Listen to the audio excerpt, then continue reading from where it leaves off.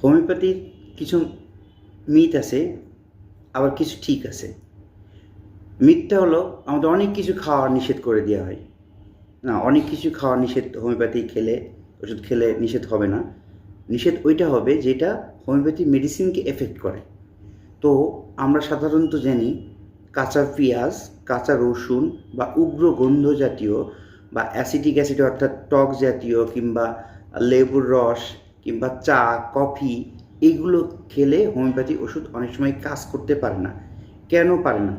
কারণ আমাদের জিহ্বা, আমরা হোমিওপ্যাথি ওষুধ যেটা দিই সেটা সাধারণত লিকুইড বা গ্লোবিউলস ফর্মে, যেটা জিহ্বা সেন্সিটিভিটি উপরে ডিপেন্ড করে।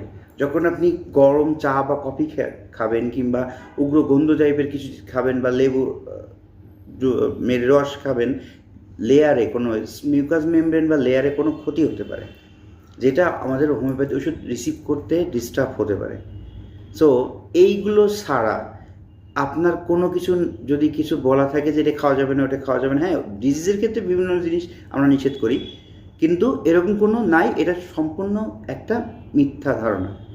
আর এইগুলো যদি খেতে হয়, এগুলো যে একবারে সারা জীবনের জন্য খেয়ে বন্ধ করতে হবে সেটা না। এটা আপনি 20 মিনিট বা 25 মিনিট আগে খাবেন না, আর পরে আপনি খেতে পারেন। এবং বিশেষ করে অনেক সময় কাঁচা লবণ খাওয়া আমরা নিষেধ করি, সেটা ব্লাড প্রেশারের কারণে। তাছাড়া আপনি মেডিসিনটা খেয়ে 20-25 মিনিট পরে এগুলো আপনি নিতে পারবেন, এটাতে আপনার কোনো সমস্যা থাকবে না, একদমই নেওয়া যাবে না। এটাই একটা হোমিওপ্যাথির বড় মানে মিথ্যা বলা যায় বা মিথ বলায় আমরা।